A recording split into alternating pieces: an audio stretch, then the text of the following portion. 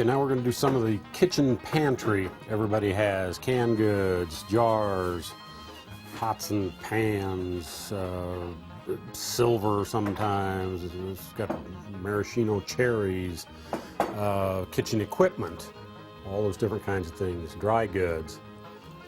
Making up the small carton kind of the same way. Got the tabs folded backwards when you open the box. A couple strips of tape. Takes the technique with your thumb to tear that stuff. Nice, quick. Now some people throw a sheet of paper in the bottom or two. A lot of times if it's just canned goods, just start packing them in there. Try to keep the same ones together, obviously. Then when you get to some of the glass jars, only thing is just make sure that you wrap them up. Keep them nice and snug in there.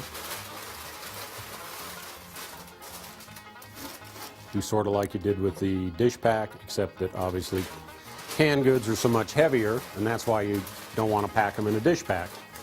Notice it keeps them nice and snug, but you don't want to go above the box because obviously when you finish and you close this box up, you want it to be nice and square and solid so that you can stack 4 of these up, wheel them out on a box dolly and not have to worry about them. Also, if you use them in the truck, loading them up, you don't want them to crush. Okay, he's got the box full to the top, level. Now he's going to take wad up a sheet of paper, stick it in that corner, fill up the void, and we get a nice snug box that will seal easily. It'll be nice and square, solid, good to go. Looks good to the homeowner when they open it up. Looks like we knew what we were doing. Now, if you're packing like this, you're probably sleeping on the job. A lot of odd sized pieces, some easy to go into paper. The base on the right, probably best to do with half a paper pad. Maybe that little base in the center also should be in a half a paper pad. So Randy's going to pack some of these things, and you got a toaster, same thing. You probably want to put it on a paper pad, or you could put it in a medium and wrap it up in paper. And since all the material is checked out when we start the move, if we cut the paper pads up or if the mirror cartons we only use half of them, it doesn't make any difference because we're going to count this stuff backwards on the way when we check it back in at the office and charge the shipper net of what you end up using.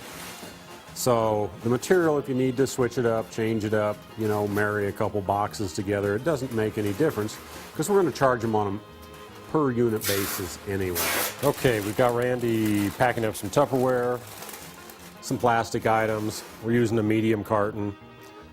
Sometimes, you know, different people maybe throw a sheet of paper around it just to kind of keep the stuff together. Goes back to looking nice, presentable. Then when he gets to the top here, probably going to take one of the drawers, fill it up with some loose items. Now some people just take these and dump them in the carton, and I think that's a horrible way to do it. You need to just turn around and, you know, get some paper. Make sure you got some paper with you. Lay these things out straight, make them look halfway decent, a little bit safer. Wrap them up. They don't have to be perfect, but at least they're all together. And goes with some loose items. Wrap them up. Top the box off.